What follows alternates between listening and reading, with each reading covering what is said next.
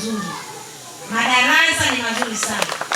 Lakini niwapongeze kwa hatua ya kujenga bweni la watoto wa kike, na matunda ya bweni tumeanza kuyaona. Matokeo sasa shule ya sekondari Pemba yanaanza kuwa vizuri. Kwa hiyo mmewekeza kwenye eneo la uhakika kwa ajili ya watoto. Lakini nimeona kuna madarasa pale, nimeambiwa mawili, matatu. Sasa na miaka 6 ni nguvu za wananchi hapo kwenye lita. Sasa nimemwambia mheshimiwa diwani, hii kitu lazima tukaimalizie. Nina hakika kwa tutaenda kumalizia. Lakini na bweni ile inahitaji jiko. Wanafunzi wapike vizuri kipindi cha mvua. Samia kashaita milioni 100. Bweni nzuri. Sasa mtu anapikia kwenye kilimba cha nyasi. Itabidi tusimamie. Sawa jamani? Hilo mimi na diwani tutaenda kulisimamia vizuri. Sasa kwa sababu miradi mingi sana, miradi ya maji, miradi hiyo mingine inahitaji afya na elimu iko chini.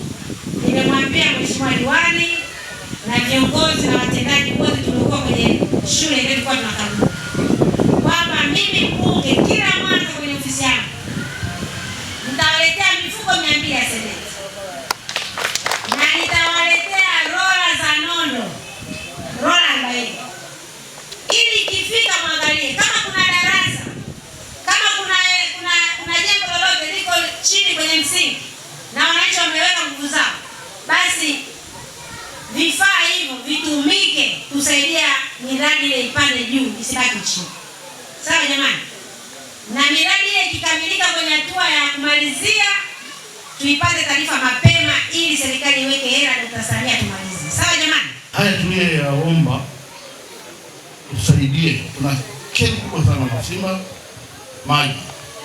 Nilishawahi kufika na kuonana na wahusika, lakini naomba bunge litakapoanza na nini, naomba msaada wako ili tuonane na wale watu wakupushia tu waliahidi kwamba watatoa milioni 950 kwa ajili ya huu mradi, lakini mpaka sasa hivi bado kila kifuatilia. Hata nilikuwa na wasiliana na meneja wa Ruwasa mkoa anasema bado fedha haijaingia.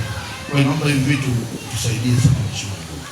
Wananchi wa kijiji cha Masimba hawana maji safi na salama, hali inayopelekea kufuata maji safi vijiji vya jirani kwa gharama ya shilingi 1000 kwa ndoo ya lita 20.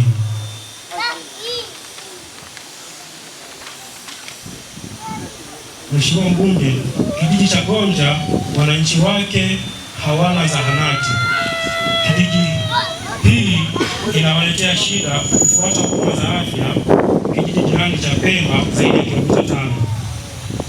Tatu, kijiji cha Msorokero kuna mradi wa maji ambao unahitaji ukarabati kwa kuwa mradi huo umechakaa na hauwezi tena kusambaza maji kwenye maeneo yote muhimu ndani ya kijiji cha Msorokero. Pia kuna nyumba ya mwalimu iliyojengwa mpaka usawa wa lita inahitaji kupauliwa na umaliziaji. 4, kata ya Pemba haina kituo cha afya. Hali hii inawaletea shida wananchi wa kata ya Pemba kufuata huduma za afya za rufaa kutoka zahanati za vijiji kwenda kata jirani ya Kibati zaidi ya kilomita 15. Mwaka 2023-24 tulipokea fedha milioni 100 kutoka serikali kuu ambayo ilikuwa inalenga kujenga hosteli moja yenye uwezo wa kubeba wanafunzi 80.